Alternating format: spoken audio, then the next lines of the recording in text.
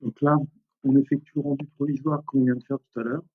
J'imprime mes vues et je dois obtenir un cahier. Donc quand je l'ouvre, je tiens ce cahier-là. Donc, je vais le mettre en plein écran pour que vous vous rendiez compte. Euh, Tout le début, on l'a déjà imprimé. C'est un budget d'heure. Je le mettrai. Oh, tiens, j'ai oublié d'imprimer le mettrai. Peut-être qu'il s'est imprimé après, on verra. Euh, Là, j'ai le plan de synthèse de rotation de Banche. Donc, on voit la petite vue 3D, le nombre de jours avec nos arrêts de bétonnage et puis la légende. Hop.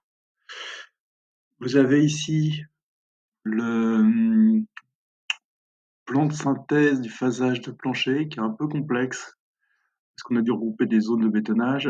Ici, on voit que les titres, on ne comprend pas trop ce qui se passe. Il faudrait les renommer. On a nos nomenclatures journalières sur 9 jours et ensuite les plans. Donc si je zappe, regarde, on voit ce qui se passe. Bon, là, on ne voit pas bien, mais on a la vue 3D et à chaque fois, c'est centré. C'est-à-dire que la vue ici est exactement placée pareil. On pourrait se faire un diaporama avec les vues 2D et on verrait vraiment l'enclenchement des phases. Voilà. On voit la préfa qui est faite la veille, l'étaiement qui est mis en place et on voit les problèmes. Ici, on voit qu'on a fait de l'étaiement alors, et posé des balcons préfa alors qu'on n'a pas fini le plancher. Donc ça, il faudra le corriger au niveau des planchers. Et on avance et on voit notre phasage final. Là, on a le métré. Alors, comme c'est par ordre alphabétique, le métré s'est mis à la fin. Cette fois, je corrige ça dans le. Mais bon, c'est vraiment pas grave. Ça, c'est tout ce qu'on avait fait au début. Et le plan de structure.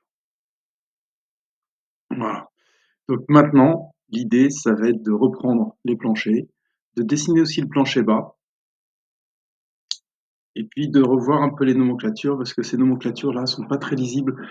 Elles sont bien en phase de conception avec les cases à cocher, mais tous les valeurs true false, c'est-à-dire oui non, s'affichent non pas sous forme de cases à cocher, mais s'affichent sous forme de oui non. C'est pas très lisible. Donc on va corriger ça.